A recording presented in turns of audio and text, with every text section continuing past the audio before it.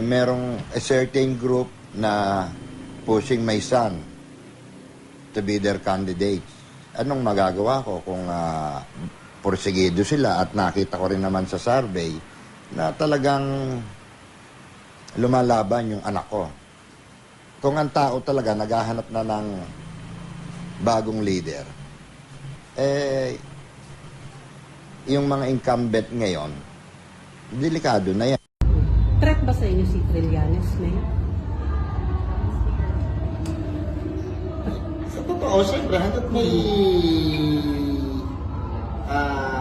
kalaban ka sa siyempre, hindi ka naman po pwedeng magkampante.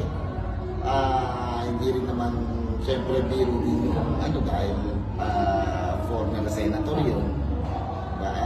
Basta sa akin, sabi ko nga lagi, trabaho lang kami.